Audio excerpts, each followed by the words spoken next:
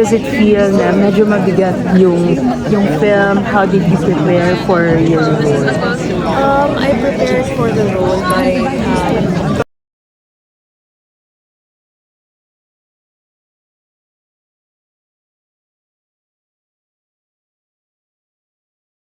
talking to Miss Filming. So we had Zoom meetings filming before filming the doon pa lang mabigat na. Yeah. Actually, after ko makausap si Miss Lena Faye, parang I had a couple of ilang beses to absorb everything. And to parang ano ko na, parang hindi mo na siya isipin masyado. Kasi napanood ko na ito before. So medyo nakailang noon na ako. We had 4 screenings in and then ito Philippine. Pero it still feels heavy.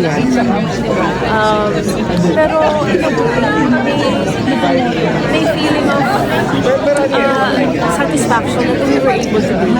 Kasi hindi lahat ng tao kayang ikwento or mag-agree or magkakaroon ng lakas ng loob para mapagod lang sa ganito katapang na pelikula. Like sabi mo after ng daughter that merong fear. Yeah. Could you talk to us about that? Kasi nakita naman natin na yung mga people in power, yung mga tao behind the national as so parang honestly, meron akong imagination na baka pag-uwi ko. Merong nagsabi na, oy, yung mga actor dyan, yung mga tao behind the film, kasama sila sa pag-kwento ng story na yan, natawag yung pangalan natin. Yung mga ganun, na baka, alam mo yun, parang meron akong ganung fear. But I know na telling this story served its purpose. At bilang isang actor, isa yun sa goals ko na makapagsabi rin kung ano yun. Actually, parang first and last screening daw.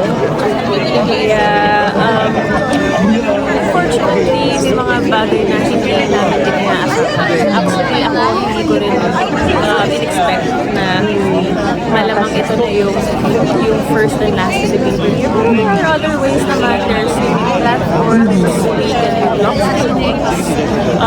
Of course, we also want to help our producers kasi hindi madali gumawa ng pelikula, lalo na sa panahon.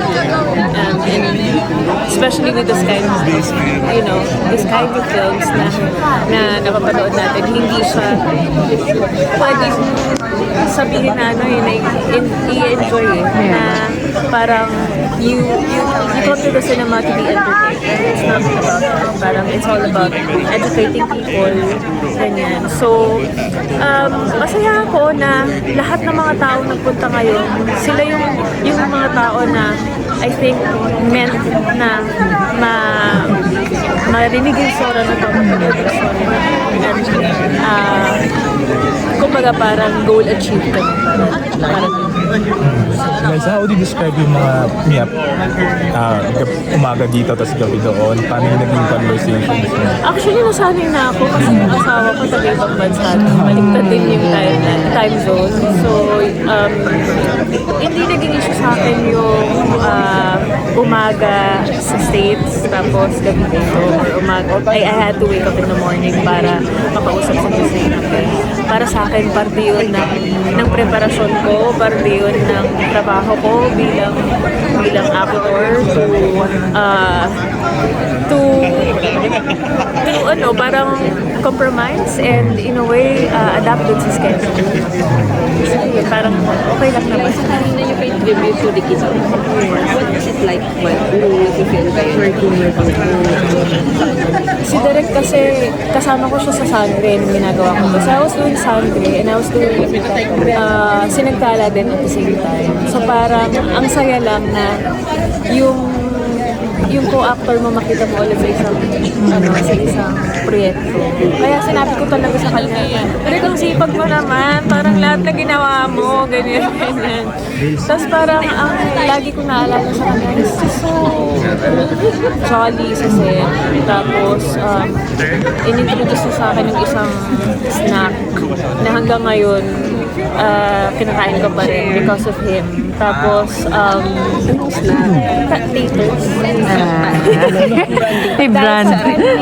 Dahil sa kanya na gusto ko dun sa ano na yun, sa snack na yun. Tapos, hindi ko makakalimutan, binigyan niya ako ng belt para sa lapel.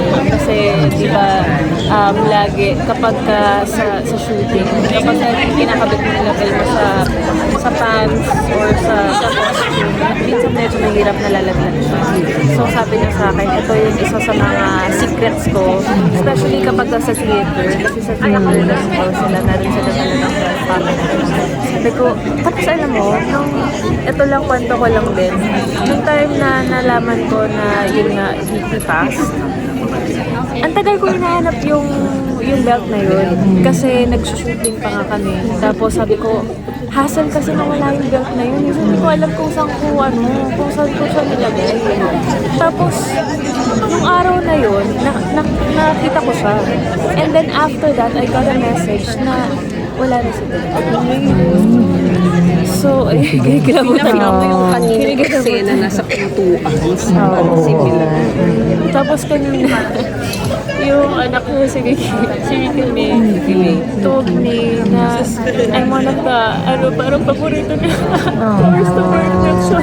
Sorry, medyo naiyak ako kasi special sa akin sa director. Naging director ko sa Shanghai. So, hindi lang siya co-actor for me. Parang siguro siya yung natutunan kong tatay ko sa showbiz. Parang sunod-sunod yung projects, bumabangko na pala siya. Oo nga yun na pala yun. Kasi nga, talagang inaano niya na yung legacy niya. Sinisimentuhan niya na talaga yung legacy niya. Pero yun nga, parang nabalitaan na lang namin ang dad ko. Parang, hindi mo na magtrabaho. Thank you, Toby. Before the movie, parang how much do you know about the so parang klaro ba sa iyo ng panahon na yun? Hindi masyadong klaro. Pero nabalitaan mo siya.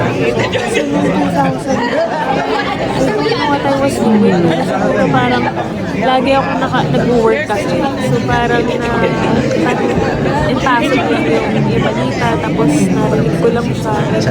Pero nung time na ginawa ko yung pelikula, grabe pala talaga. Yeah. As in, nakita nyo naman yung mga footages. I was actually looking for actual footages sa YouTube. Wala.